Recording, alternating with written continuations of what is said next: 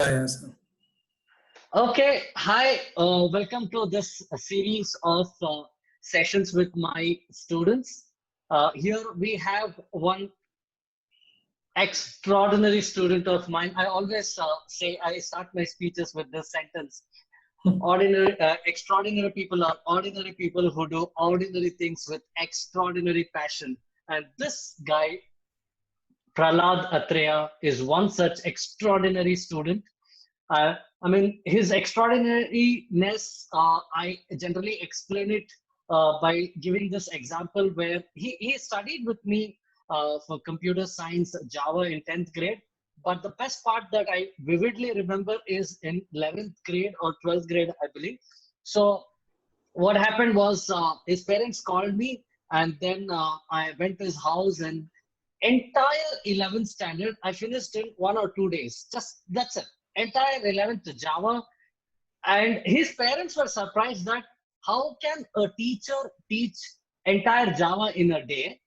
And I was surprised how a child can learn entire 11th standard Java in one day. So both of them were surprised. And here we have Prahlad, and I have requested him on public demand to share his experience, story of his success journey. And over to you, Prahlad. Welcome to this series of sessions. Please go ahead and share your success story. Yeah, hi, I'm Prahlad Atreyaa. So, what I would like to first talk about is the fact that there are different ways and styles or approaches to studying. Everyone is different.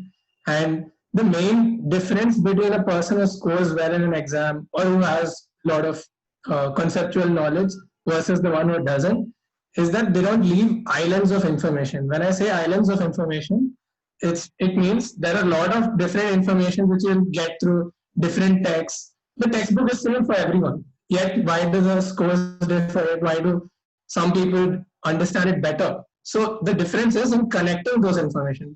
Now I always give the analogy of computers for understanding this. So in computer there's something called RAM. So in RAM you have RAM and you have the hard disk. So there are some things which you need to store in your RAM, which is in your short-term memory brain, so that your brain can process and work over it, find patterns, find many things which will not be actually there in the book. It could be through some subconscious questioning and it could be through some conscious questioning also. But for that, you will have to remember some things. So, I hear many people complaining about inorganic chemistry, that I have so much to remember, I have so much to remember. Any place where they say I have so much to remember, yes, initially you do have to remember stuff, but after that, once you start remembering some stuff like little bit, and you start forming patterns, you'll see, oh, even in these exceptions in these chemical compounds, these are the patterns. Then you don't have to remember much of this stuff. So that is what is the main difference, and that's what you should be looking at when you're studying. So there are different techniques to studying, and for 10th standard, 10th graders, I would say, I think you have history, civics, environmental studies, all these. So one of them is teaching your friends, or just casually enacting it or teaching your friends. That helps a lot. That will make you remember all the concepts. Yeah, yeah. You can. Should I continue, or will you be asking questions? Yeah. Sorry, please go ahead. Yeah, Sorry okay. to interrupt. There was a background video got processed. Yeah. Yeah. So some of them, like I said, in civics and history, you just enact it. You draw analogies between that. You have parliamentary system in school, although it's not the same as what is there taught in civics. You try to correlate things and understand. That's how you understand it better, when you relate with it. So you have to relate with it. You have to understand why I need to understand this. For that, I feel in my entire life, I've gone to only one tuition, and that has been with Saravanan sir. I have not gone to any other tuition. Everything else I have done on self-study only, including coaching. I went for 1 month and I disliked coaching completely. I didn't like their methodologies. But this is not something that would be applicable for everyone. Each one is different in that way. So some people like coaching, some people don't. I was in the latter category. Yeah. So, as you mentioned about you should not have islands of information, right? So that's where when you scatter it, you lose the data. what is that made you mm, learn the entire, 11th standard portions in a day or two? I mean, how could you grasp and even retain it and score well also? I think you scored very well, right? So how could Yeah. you do that? So the first thing definitely lies in your interest, and you need to be clear on your whys, like why I want to learn this. So if you're not clear on the whys, if you're not clear on that, then you will have difficulty grasping anything. So for getting that whys cleared, you can use Khan Academy videos, and Saravanan Sir's tuition is also very good. And I'm not saying this just because we're having this video. I personally have conviction. That's why I'm saying this. And then there are many MIT videos, MIT's open courseware videos, which will help you clear the whys. You should remember that you should not get lost in it and only keep looking at those, because those are stuff that just gives you the intuition. After that, you have to go through the academic rigor, which is solving stuff, going through all those boring stuff which you need to do for having to score. Yeah, definitely true. Yeah, wonderful point mentioned by Prahlad. So why of that particular topic, why a class, why an object, right? So why, so that is what I actually misunderstood as why should you study. So if you can answer that question, why are you studying what you're studying, if you understand that why, the bigger why, right? So I think Yeah. automatically the interest will be there. So why do you love a girl, and then that's where you go behind that. So if the why is clear, you will automatically develop that interest and then go ahead. That's fantastic. Now, after that, I think it was not only he stopped in 11th and 12th. After 12th, I think Prahlad took a break and Yeah. then prepared. I just wanted you to share your experience on the tough decision that you and your parents would have gone through or had to take after 12th grade, to take a break to study and aspire for a better engineering college. Yeah, so after 12th, like I gave my JEE mains and BITSAT, and my cousin had actually studied from NIT Trichy, and he clearly told me that even though you get an NIT, don't join an NIT. He told me like join BITS. He told me join BITS probably because he was also biased because he studied in NIT Trichy. And I also had this goal of IIT at that time. I thought IIT is the be all and end all. So because of that, I gave the second attempt. So the factors that I had considered in that was my marks in my first attempt, which I had cleared everything. I could have joined in the first try itself, but I didn't join because I didn't get an IIT at that time. So I gave a second attempt because of this. And in the second attempt, my aim was actually, but towards the end, it became mathematics and computer science and bits. And but I didn't clear the cutoff of that either. So I got math and triple E in the end, at the end of 1 year of my engineering. But see, all these setbacks or failures, you should not let it overpower you. You can easily overpower it. Whatever was considered a setback, I turned it around completely, because in the end, at the end of the course or engineering course, I stand at the same place where all my peers in computer science stand. So there's not much difference. So that happens only when you're very clear on what you want to do. You will face setbacks because of different reasons. That's I don't want to paint a rosy picture of anything, including my 11th, 12th. Even though many of my friends think that it was very easy for me to get 100 in maths, it wasn't. Although the journey started with one of my friends challenging me, saying that 11th and 12th nobody gets 100 in maths. That's the statement that I heard. When I heard that, I was like, no chance, I'm going to prove you wrong. And in the first try, I think in 11th, I don't remember all the numbers exactly, but I got something 97 or 98. Then after that, in all the subsequent math exams, I've always got 100, like including my boards in 12th in maths, I got 100. So that happens when, it's good to have that feeling of wanting to disprove others too, if you channel it the right way. Yeah. A lot of people take it in the wrong way and then keep having that small arguments. The loudest way to say the whole world's shut up is to produce results. Done. Yes. So just produce results and that will speak Even extraordinary. fear of failure can be channeled in a correct way. If it's done in the correct way, I mean, pretty much the entire and engineering courses, many of them, everyone do face fears. Like, doesn't matter even if they're A grade student or, the person who's sailing through those courses, still they do face fears before the exam or some stress or tension. Everyone goes through that.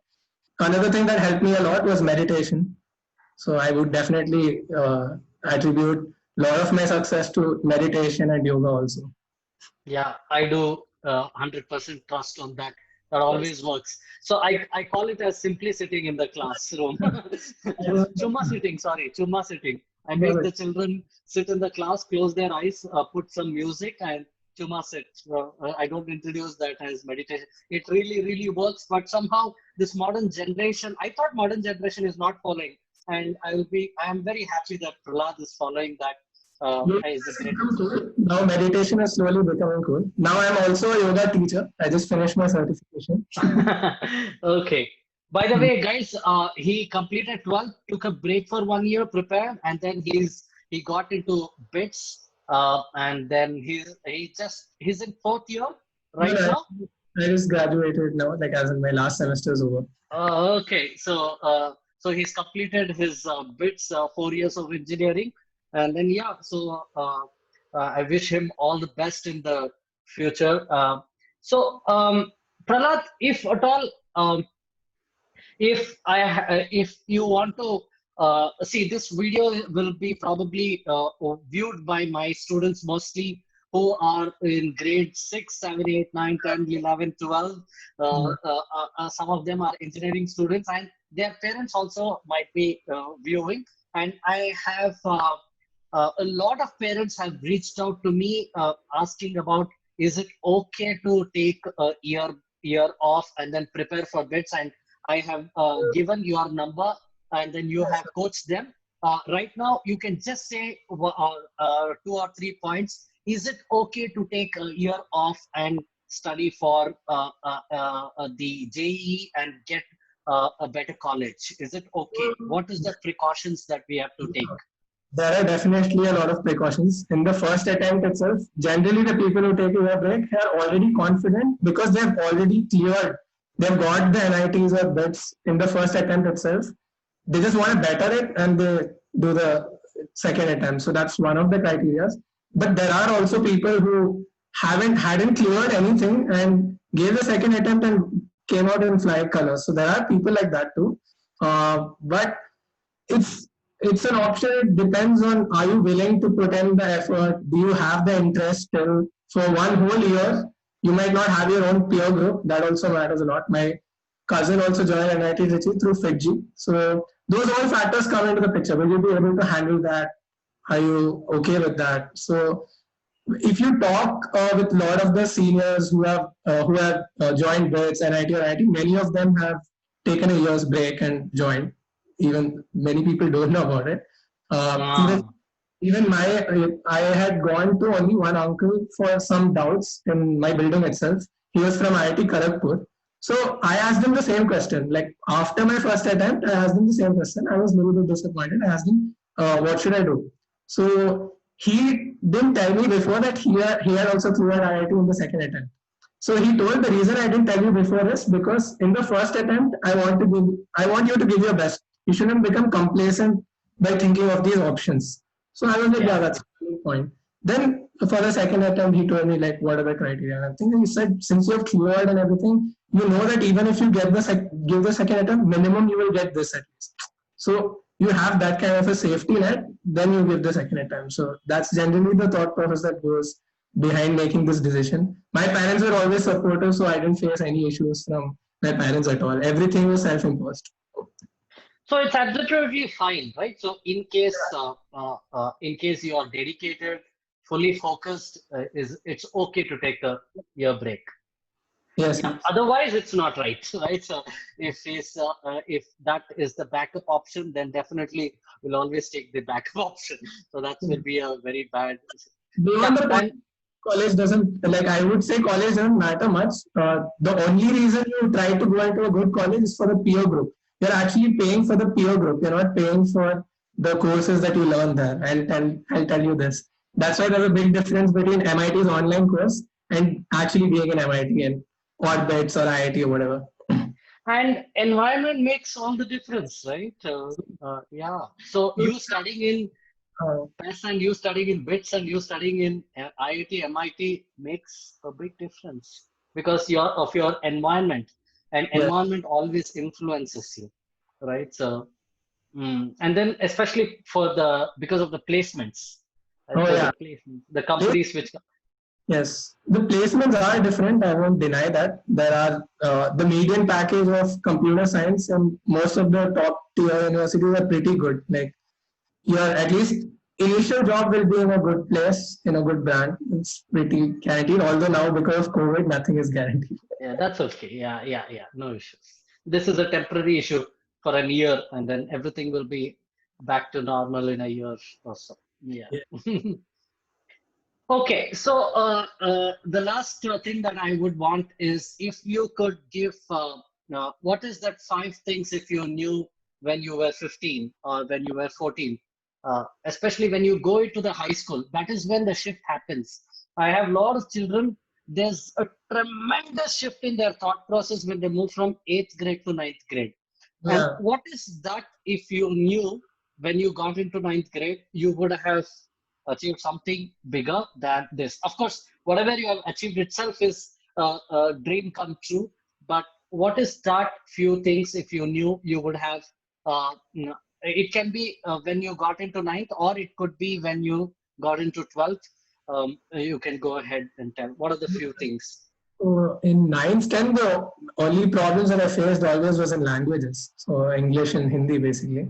Hindi mainly because I really felt afraid of it. So I had a lot of mental blocks regarding some subjects. So mental blocks meaning like whenever I see the subject itself, I'm like, oh no, not this subject. I just can't study this. Or I have a lot of fears, either one of those. So for Hindi, I had both. I had mental blocks also, fear also. And I do remember sometimes I used to get up at 4 in the morning. Only for Hindi exam, I used to get up at 4, sleep very late. Still, I used to just manage to pass. The game changer was in just changing the mindset. So that happened only in 10th when I introspected. So when I self-introspected, I realized that the reason I hate it is because I'm not able to understand it. Like I'm not able to understand this Hindi literature, the story, because there are some difficult words. So all I did was every difficult word I underlined, made a note of it, looked at the dictionary, and cross-checked it with an anti to know the exact contextual meaning, because dictionary gives you sometimes very vague meanings. That's all I did, and I read the same story with the notes I made on the meanings twice. After I did that, I got 86 or something in Hindi, so that was pretty good considering the place I was at in, I think, starting of ninth, which was 86. So these were the things, the mindset part came into the picture only because my mom pushed me into yoga and meditation and everything after that. So I wish I could have gotten this knowledge before. Yeah, yeah. Yeah. So a lot of people miss it. Yeah. Yeah. That's amazing point. Um, yeah, thank you so much for this enlightening session. And one more thing I would want you to disclose, which Yeah. you might not want to disclose. You can tell me something about your dream project that you are doing on mathematics. So how you? Yeah, okay. So there were two of the two projects which I'm currently doing. Both of them are mostly going to become research papers soon. One is in game theory, and the other one is in optimal collision structure. So that one has more of genetic algorithms.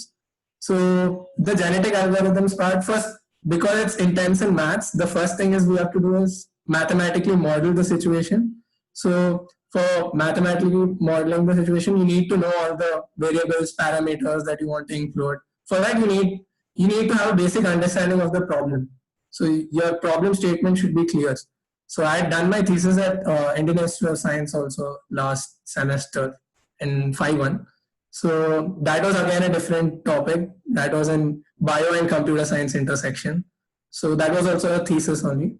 So I'll come back to the game theory one because that's more interesting. So the problem statement that we were looking at was water allocation. So if you know about the Kaveri water dispute and various other water disputes, many of them can actually be solved. When I say solved, I mean the Supreme Court's judgment in the number of allocation of the liters of water that should be given to each state.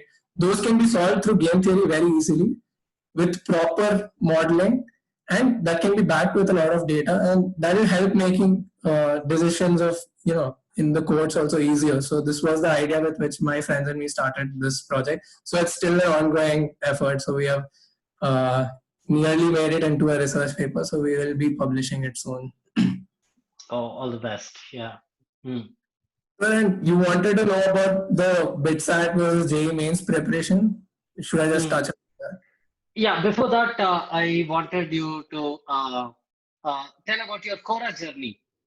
Oh yeah, okay. So Quora, I just started. I was a passive reader in the starting. There were people like Balaji Vishwanathan and there were many. It was the Silicon Valley geeks were there in Quora. So at that time, in the starting, I think 2014 or something, Quora was the place to be in, the social media to be in for people who have technology bent or geeky or nerdy. So this was a very good place at that time. So I started reading a lot of their answers. I found it very valuable. And actually, because of Quora, I got my first summer internship through Quora only. So I had done an Inventor Robotics. Oh, yeah, that was my next question, actually. Yeah, speak about it. Yeah. Yeah, so how did I get the opportunity? It's because I was there on Quora. I read the post that he's going to launch the startup, and we went to the launch of the startup. I personally talked with him, and in BITS, we have this Practice School 1 program where you have a tie-up between the university and the company. So I went and created a proposal for my university to tie up with this startup. And because I did that work of making the proposal and making them interconnect, so I got first preference irrespective of my CGPA. So I bypassed the CGPA also. So these are all smart works that you have to do. Yes. So that is also marks. Yeah. Yeah. So if you don't have your CGPA, if you don't have your marks, you have to do other stuff too. Yeah. So that is leadership qualities. Yeah. So you got Inventor collaborated with BITS, is it? Yes. So I made it into a tuition station. So because of that, not only me, many of my friends also benefited because of it. Every could had an opportunity to intern, and had for PS1 it's at the end of second year, so generally you don't get good opportunities. So we got very good projects. It was a very good experience, and all this is thanks to me being active on Quora. So yeah, so because of Quora and because of Prahlad being very active on Quora, because of which he got internship, and because of he working with working with Inventor, I got to get in touch with Inventor, and I was able to get the robot encodathon and inspire hundreds of students. And that was the best codathon I can say. Yeah, it was very inspiring. So, that internship there taught us a lot of things because it was a startup and it was Balaji Vishwanathan. He made us learn a lot of technologies which none of the people of in our year had even known about. So AWS, everything we knew at that time. So it helped me a lot in cracking my summer internship interviews in my fourth year also. So I cracked JPMC's software engineer internship. So that's where I'll be joining now also. Oh, okay. So you can talk about your job also right now. Okay. Campus placement, yeah. Yeah, so I didn't have to sit for campus placement because I was offered pre-placement offer through the summer internship itself. So that was summer internship was also the same. It's just like placements, but it's 1 year before you graduate. So they have 3 rounds of interviews, 2 technical rounds. First one is always coding round in most of the companies, which is data structures and algorithms. How do you interview bit, or now I think it's called Scalar, and hacker rank. These are the main things. Or if you're already a competitive coder, you probably won't find this that hard. Okay. Second point is communication skills are also very important. So it's not only about knowing your stuff. A lot of people in NIT and even IITs miss out because they didn't know English properly. In many of the companies, that does matter. Yeah. Sadly. Yeah. Coding, communication, collaboration. Yeah. Yeah. So it's very You summed essential. it up well, sir. Yeah, so that last question about BITSAT. Yeah, so a lot of children. The reason I had interview with you, I had planned to do it a couple of months later, but the reason why I wanted to have an interview with you today itself is because there were a couple of students who were asking, "Sir, I just got into 11th grade right now. What is that I have to focus in 11th and 12th so that yeah, I'm very interested into get into bits. So can you help me connect it to Prahlad and can you help me how to prepare uh, for BitSat? So that is what this one last question will be very helpful for at least that one student who asked. Yeah. Yeah, so basically JEE mains, BITSAT, and all these other, I don't know, VITs, Manipal, CET, Comet K, all these, this thing are pretty much interrelated. JEE Advanced is separate. Its level of preparation, its style of preparation is a little different from JEE mains and BITSAT. So if you're preparing for JEE mains, the only thing you have to do extra for BITSAT is just before 3-4 days before the BitSat exam, you should use the Aryan BitSat Explorer. That's what I use. That's what most of the people use for covering those extra topics. Some of those extra topics are some Taylor series expansion in maths and some dies and something like that. I don't remember exactly, but those are the things. Those extra topics can just be looked at. Just look at the syllabus of the two exams. But it's very important to cover those extra topics because in BitSat it's randomized. You might even end up with getting 10 questions on transistors and you haven't touched the topic at all. So you will not be able to score well. Because if I remember right, the NCRT books at that time didn't have a lot of numericals on transistors. I'm just giving an example to say. So it's very important to cover those extra topics, but do this towards the end. You don't need to do this in the starting. So just prepare for JEE mains, choose a bedside date at least 1 week after your JEE mains, having some sufficient gap so that you can look at these extra topics. That's pretty much enough for you. And speed and accuracy matters a lot in bedside. So it was very competitive at that time. Yeah. So one last question. Yeah. If not for engineering, what you would have been? If If not for an engineer. No, I was pretty clear that I don't want to do commerce. I don't want to do arts. If not for an engineer, you can Okay, choose. for an engineer, I don't know. Probably I would have ended up in like playing only being in sports. Actually, I was pretty much into sports even till 12th. So I would have become some athlete. Awesome. Awesome, guys. Awesome, Prahlad. It was pleasure talking to you. Thanks for revealing a lot of information and then giving those information. It will definitely be useful to the viewers who are watching this particular session. Thank Yeah. you very much, Prahlad. Wish you all the best, and we'll stay in touch. And life is Yeah. world is very small. We'll keep meeting. Yeah. Thank you, Prahlad. Okay, so wonderful, Prahlad. Last few words from you to the viewers. Yeah, so the main thing that I wanted to stress on was gratefulness. Gratefulness towards your teachers, parents, and everyone who played a role in your life to be bring you where you are right now. So one of my gurus is sitting right behind me. It's Shri Shri Ravi Shankar of Art of Living. Then of course my mom and my dad, all of them played a big role. And Saravanan sir and the tuition sir that I went to clear my doubts in 11th class also played a big role. My uncle. So all of these people have played a big role. The main aspect that we miss is gratefulness, which I think Saran sir will also agree with me on this. Yeah, yeah. I just love to have an attitude of gratitude. Yeah, Yeah. that's amazing. Okay, one thing, you guys, all of you who are watching, if you want to keep in touch with Prahlad, the best possible platform would be go to Quora and just search for Prahlad 80, right? Prahlad. Only so. Yeah, so profile, just Search for Prahlad Atreyaa, and then you will be seeing his profile. And click on more. Don't be on Facebook, be on Quora, guys. So you can see all his answers, question and answers. How to prepare for BITSAT. I don't think you need anything more than this.